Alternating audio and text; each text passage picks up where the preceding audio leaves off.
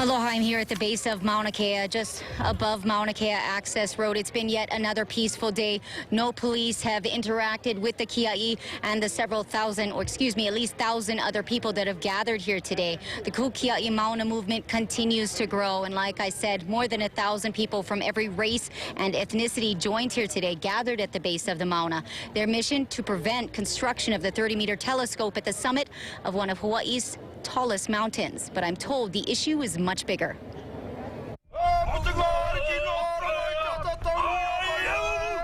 Days after construction was scheduled to begin, the state has still been unable to clear Mauna Kea Access Road. Throngs of people have moved in. Governor David Ige arrived in Hilo early Friday morning for a meeting regarding the demonstrations. They're trying to determine probably how long they're going to have resources to do this. They're going to run out of energy. They're going to run out of resources really quick. Finite resources aren't the only obstacle the state faces. A new lawsuit filed is questioning the validity of the governor's emergency proclamation. Is it in fact an emergency?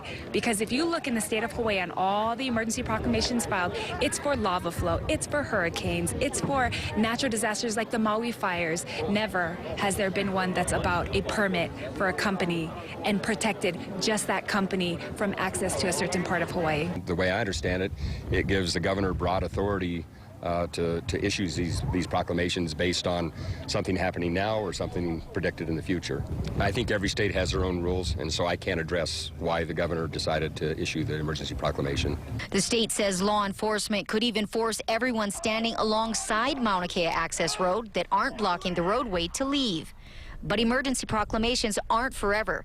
They have time limits. This one runs through August 2nd. I think a lot of it is still oppression from the state in whatever form that looks like. So whether it's a pipeline that's trying to go through and pollute water, or whether it's desecrating sacred lands, they are imposing on the rights of the indigenous peoples, like the original peoples and the original stewards of these lands. Despite the intimidation, the threat of possible arrest, and being deemed criminals on Hawaiian homelands, they are refusing to back down. This right here is Hawaiian homelands.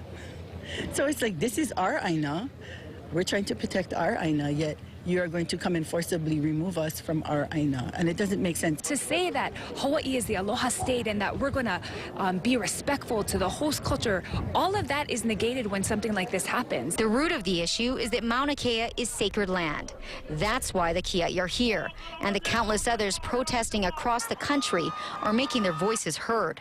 I hope that people who are watching and people who are following this story know that it's at the heart of many people in Hawaii, and especially the Hawaiian people, that we stand up for our lands and for our rights.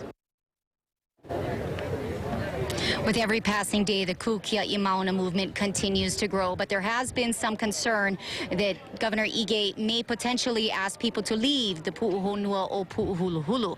I am told that he currently has no plan to do that at this point. Live from Mauna Kea, Jen Boniza for KHON2 News. Back to you in the studio.